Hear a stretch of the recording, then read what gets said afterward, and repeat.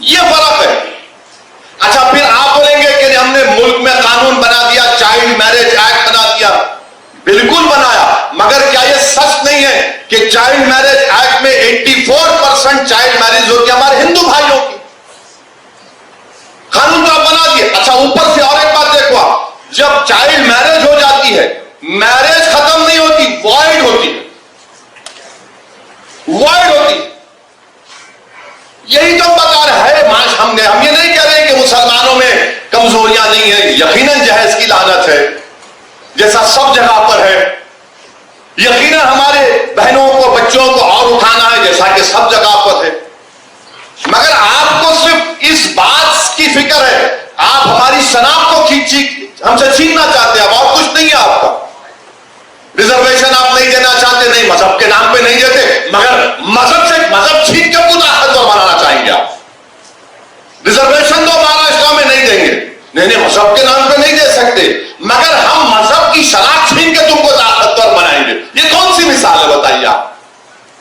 और फिर आप ये भी देख लीजिए कि 2000 से 2019 तक फीमेल इन्फेंटिसाइड, यानी अगर किसी खातून के पेट में मालूम हो जाए कि बेटी है, तो 2000 से लेकर 2019 तक 86% बच्चियां मिसिंग हैं।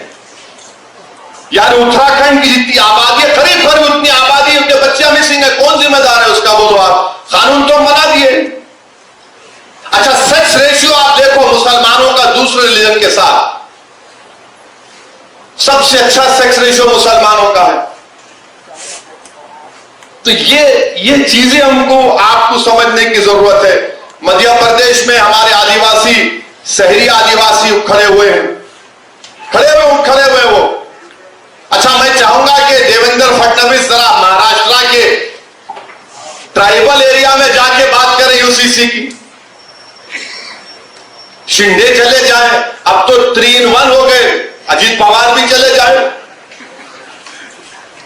महाराष्ट्र के आदिवासी एरिया में जाके बोले हम लाएंगे, देखो क्या नतीजा निकलता वहां पे। करवा छत्तीसगढ़ में जाके बोला, अब इलेक्शन है 3-4 महीने में। राजस्थान के कबायलियों को बोलो, आप आदिवासियों को। हम यही बताना चाह रहे हैं कि ये जो भारत की खूबसूरती जिसका जिक्र इम्तियाज जलील साहब ने किया, यही खूबसूरती है भारत की। बार अमेरिका में ऐसा है कि अमेरिका में, अरे अमेरिका में ये कल्चर है। अमेरिका में इतने 2000 से 3000 कितने कल्चर है? नहीं है। अच्छा, अमेरिका में हर स्टेट में उसका अलग कानून है, मगर फिर भी अमेरिका ताकतवर है। या उल्टा बोलते, भारत के वजीर आजम बोले कि एक मुल्क में घर में 2 कानून कैसा रहेंगे? तो ये बातें इसको समझने की जरूरत है। और अगर नहीं समझेंगे तो फिर आप मुल्क को कमजोर करना चाहते हैं।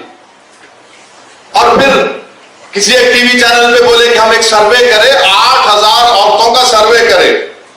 अरे दीवाने, मुस्लिम पर्सनल लॉ बोर्ड ने 4,80,00,000 लोगों का सर्वे ओपिनियन लेके सीडी में 21 लॉ कमीशन को दिया, और तुम 8000 की बात कर रहे हो। उस 4,80,00,000 में आधे हमारी बहनें हैं, बेटियां हैं, जिन्होंने रद्द किया कि हमको यकसा सिविल कोड नहीं चाहिए। अब आप बता रहे हैं। तो ये मकसद एक ही है कि भारत के इस खूबसूरती को हमेशा के लिए प्लुरलिज्म को खत्म करके रख दिया जाए। भारत के वजीर आजम क्या बोलते हैं कि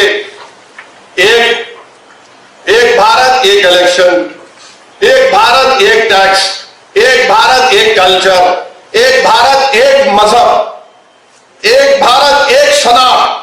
अब हद ये हो गई कि रुके ने, उन्होंने बोले एक भारत एक फर्टिलाइजर। कैसा पेट फर्टिलाइजर हो सकता है मेरे बताइए आप? अरे बोले जा रहे हैं, पके जा रहा हूं जुनू में क्या क्या,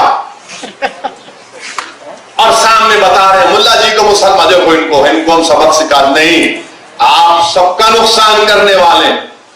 तो इसीलिए हम तमाम को, खास तौर से हमारे हिंदू भाई बहनों को समझना पड़ेगा कि आपका कितना बड़ा नुकसान होने जा रहा है। आप किस चीज से महरूम हो जाएंगे। और ये बार बार ये जो दुम छल्ले हैं, अरे क्या होता नहीं है, क्या दीन खत्म हो जाता? अरे दीवाने, दीन खत्म होने के लिए नहीं आया, दीन सुबह कयामत तक रहेगा। दुनिया उस वक्त खत्म होगी जब कलमा बोलने वाला नहीं रहेगा, जब दुनिया खत्म होगी। मगर मैं ये दीन की बात नहीं कर रहा हूं, मैं मुल्क की, आइन की, दलितों की, आदिवासी की, क्रिश्चियन की, हिंदू भाइयों की, सबकी बात कर रहा हूं, देश के हित में बात कर रहा हूं। मगर इसको चेंज कर देते। अब हमारे मीडिया वाले भी सोच रहे होंगे कि अब कहां से इसको पकड़ना। नहीं पकड़ सकते आप। कहां से पकड़ो आप। कोई कैरम बोर्ड है, क्वीन को कब गिराएंगे, किंग को कब गिराएंगे। मुल्क है भाई, मुल्क को चलाना है। ये भारत है, 130 करोड़ का देश है। इसको आप 2 मिनट नूडल के साथ नहीं चला सकते। लाए नूडल खरीदे, 5 मिनट बनाए, अम्मा देखा, बच्चे को खा, बच्चा खाता बैठ। ये ऐसा नहीं है भारत की। 130 करोड़ का देश है। यहां पर हमा किस्म के लोग हैं, हमा किस्म के रंग के लोग हैं, हमा किस्म के सोच के लोग हैं। इसीलिए तो हमारे बुजुर्गों ने तो अंग्रेजों से खिलाफ लड़ा था कि इस मुल्क को ऐसा रखेंगे हम। और मैं अपनी बात को खत्म करूंगा इस बात पर, 2 बात पर खत्म करूंगा कि जो हमारा 21वां लॉ कमीशन था, चौहान साहब ने क्या कहा था कि cultural diversity cannot be compromise to the extent that our urge for uniformity itself becomes a reason for threat to the territorial integrity of the nation. Justice Chauhan साहब जो 21वीं लॉ कमीशन के चेयरमैन थे, उन्होंने कहा कि कल्चरल जो diversity है, इस मुल्क की जो खूबसूरती है, उसको कॉम्प्रोमाइज इस हद तक नहीं किया जा सकता यूनिफॉर्मिटी के नाम पर कि ये हमारे भारत की टेरिटोरियल इंटीग्रिटी के लिए खतरा बन जाए। ये सुप्रीम कोर्ट का जज कह रहा है, बीएस चौहान साहब कह रहे हैं। और फिर बाबा साहेब अंबेडकर ने क्या कहा था? बाबा साहेब अंबेडकर ने यह कहा था, बाबा साहेब अंबेडकर ने कहा था, कब कहा था वो मैं बोल रहा हूं, 2 दिसंबर 1948 को बाबा साहेब अंबेडकर ने कहा था, It is therefore quite impossible for anyone to conceive that the personal law shall be excluded from the jurisdiction of the state. Having said that, I should also like to point out that all the state is claiming in this matter is a power to legislate. और आप देखिए यहां पर बाबा साहिब ने क्या कहा, There is no obligation upon the state to do away with personal laws. यानी state के ऊपर ये कोई ऑब्लिगेशन नहीं है कि पर्सनल लॉ को हटा दे। फिर बाबा साहब आगे कहते हैं कि it is only giving a power, therefore no one need be apprehensive of the fact that if the state has the power, the state will immediately proceed to execute और enforce that power in a manner that may be found to be objectionable by the Muslims और by Christians और by other community in India. फिर बाबा साहब कहते हैं we must all remember, सबको इस बात को याद रखना है, बशमूल मुसलमानों को। माने बाबा साहब कह रहे हैं अंदर पार्लियामेंट में जब आइन बनाया जा रहा था, including members of Muslim community who spoke on this subject, that no one can, though one can appreciate their feelings very well, that sovereignty is always limited, no matter even if you assert that it is unlimited.